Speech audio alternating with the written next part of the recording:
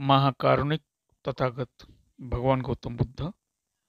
तथागत भगवान बुद्धांनी निर्मलीला धम्म आणि त्याच धम्माच्या वाटेवर वाटचाल करणाऱ्या पूजनीय भिक्खू संघ यात्रेंना वंदन अभिवादन. त्याचबरोबर सम्राट अशोक ज्यांनी बुद्ध धम्म सात समुद्रावर पोहोचवला आणि परमपूज्य बोधिसत्व डॉक्टर बाबासाहेब आंबेडकर यांच्या चरणी विनम्र अभिवादन.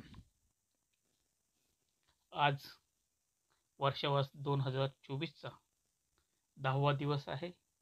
आज तारीख आहे 30/7/2024 आणि आज आपला विषय आहे चित्तवग्ग, त्यातली गाथा क्रमांक 8वी. कुमभूपम कायमिम विदित्वा नगरूपम चित्तमिद ठेपत्वा युधेत मार पन्नायुधेन जितच रख्खे अनिवेसनो सिया.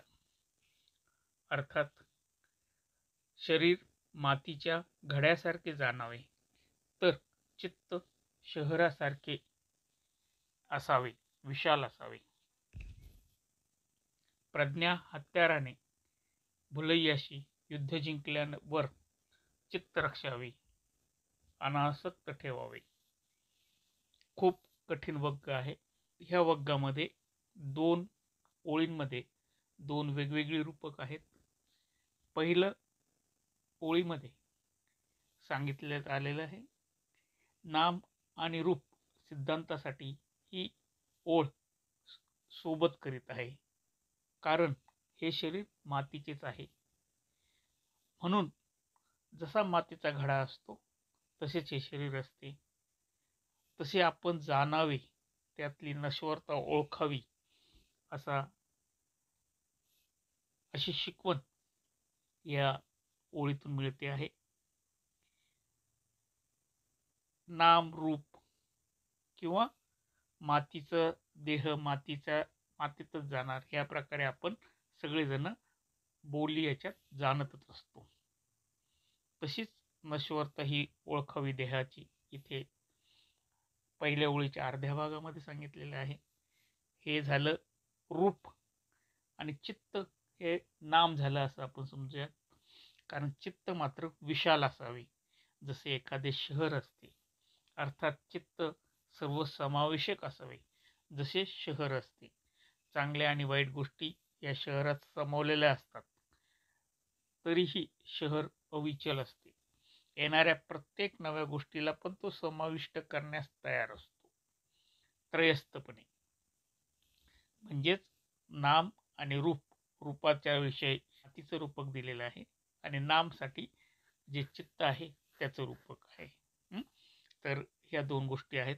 पण दुसऱ्या ओळीत आहे हा सनातन संघर्ष आहे की प्रज्ञा आणि भुलयांचा हा संघर्ष आहे. प्रज्ञा म्हणजे जाणणे, पाहणे, सत्यनिष्ठ होणे, हे प्रज्ञेचे लक्षण. भुलया म्हणजे आसक्ती, जगण्याची अभिलाषा किंवा अनेक प्रकारे मोहमायाशी जखडून राहणे आणि त्याच्यातच फिरत राहणे, हा भुलया. तर असा प्रज्ञा आणि भुलयाचा हा संघर्ष आलेला आहे. हा संघर्ष सत्य आणि असत्यासारखाही समजायचा असतो, कारण सत्य हे नेहमी असत्यावर विजय करतो, प्रज्ञा नेहमी भुलयावर विजय करते. तसंच प्रकाश आणि अंधार यांच्यासारखाही हा अटळ संघर्ष आहे.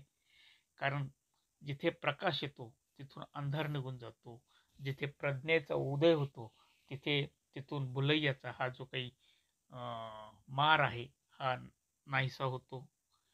प्रज्ञा नेहमी भुलैयावर विजय मिळवतच असते. हे युद्ध चित्ताच्या रक्षणासाठी जिंकायचे असते. चित्त जर रक्षण करायचं असेल तर प्रज्ञावंत होऊन प्रज्ञेचा हत्यार वापरून भुलैयाचा नाश करायचा असतो, अशी ही शिकवण आहे.